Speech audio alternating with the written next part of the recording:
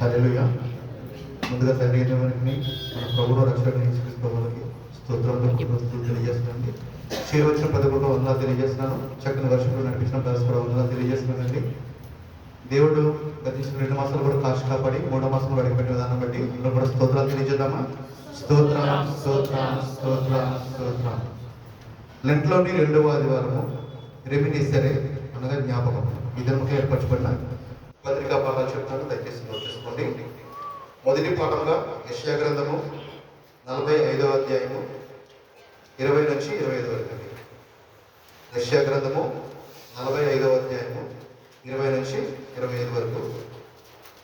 రెండవ పాఠంగా యాకోబు రాసిన పత్రిక 5వ అధ్యాయము 13 నుంచి 20 వరకు. యాకోబు 5వ అధ్యాయము 13 నుంచి 20 వరకు. మూడవ పాఠంగా మార్కు సువార్త 9వ అధ్యాయము 17 నుంచి 29 వరకు.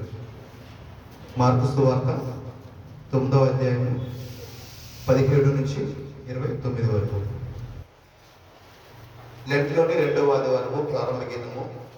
యెహోవా నీ కరుణాతిశయములను జ్ఞాపకం చేసుకొనుము, నీ కృపాతిశయములను జ్ఞాపకం చేసుకొనుము. అవి పూర్వం నుండి ఉన్నవే కదా. నా శత్రువులను నన్ను గూర్చి ఉత్సాహకనేకము. ఇశ్రాయేలు దేవా, నా బాధలన్నింటిలో నుండి మమ్మల్ని విమర్శింపము. యెహోవా నా ఆత్మను నీకు నాకు చూచి ఎత్తుకొనిచున్నాను.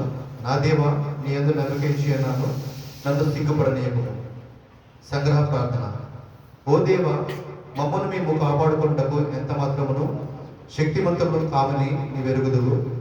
కాబట్టి శరీరమునకును సంభవించు కీడులన్నింటి నుండి ఆత్మపైబడి పీడించు చెడ్డ తలంపులన్నింటి నుండి మమ్మల్ని తప్పించి మా శరీరాత్మను కాపాడమని నీతోనూ పరిశుద్ధాత్మతోనూ సదా ఏకదేవుడిపై యుగయుగంలో జీవించుచు పరిపాలించుచుండు నీ కుమారుడును మా ప్రభువైన యేసుక్రీస్తు ద్వారా వేడుకొనిచున్నాము. ఆమేన్.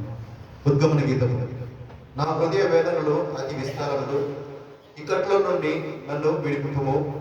నా బాధను నా వేదనను కనుగొనుము, నా పాపములన్నింటినీ క్షమించుము. యెహోవా దయాళుడు, ఆయనకు కృతజ్ఞతలు చెల్లించుడి, ఆయన కృప నిత్యముండును. అపొస్తలుల విశ్వాస ప్రమాణం నుంచి చెప్తాను, దయచేసి నాతో పాటు ప్రార్థన పరిశోధనమండి. నేను పరలోకమును భూలోకమును సృష్టించిన సర్వశక్తి గల తండ్రి అయిన దేవునిని నమ్ముచున్నాను.